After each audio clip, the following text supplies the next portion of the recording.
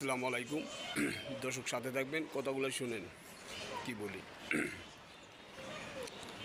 আসেন আমরা ভালো ভাষা পরিবর্তন করি, ভাষা চেঞ্জ করি, তুইটাই ব্যবহার বন্ধ করি, তাই না? ঘরের বিবির সাথে, ঘরের স্ত্রীর সাথে ভালো ব্যবহার করি, তাহলে স্বামীর সাথে ভালো ব্যবহার করবে, তাই না? আমরা সবাই মিলে দুর্ব্যবহার না করি স্ত্রীর সাথে। ঘরের সব কিছুর মালিককে, ঘরের দায়িত্ব গুছাইয়া রাখার মালিককে স্ত্রী না?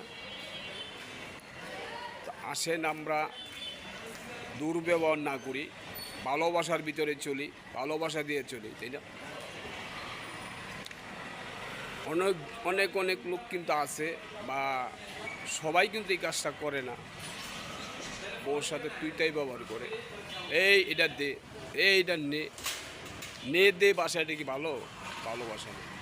তো আসেন আমরা সবাই মিলে এই বাসাটা চেঞ্জ করি, ঘরে স্ত্রীকে সম্মান দেই, স্ত্রী স্বামীকে সম্মান দেবে। এই সম্মানটা ছেলে মেয়ে দেখলে শিখবে না? শিখবে। খারাপ আচরণ যদি ছেলে মেয়েদের সামনে আপনি করেন, তুইটাই ব্যবহার, কিন্তু ছেলে মেয়ে কিন্তু এটাই শিখবে, শিখবে না? শিখবে।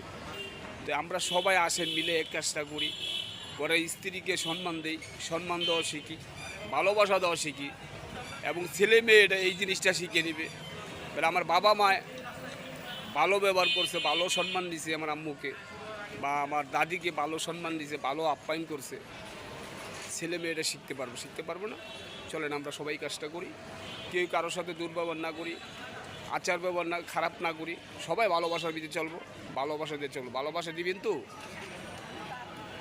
আবার আগামী ভিডিওতে দেখা হবে। যদি ভিডিওটা ভালো মনে করেন, কথাগুলো ভালো মনে করেন, একটা লাইক, একটা কমেন্ট, শেয়ার করতে ভুলবেন না, ঠিক আছে? আল্লাহ হাফেজ, ভালো থাকুন।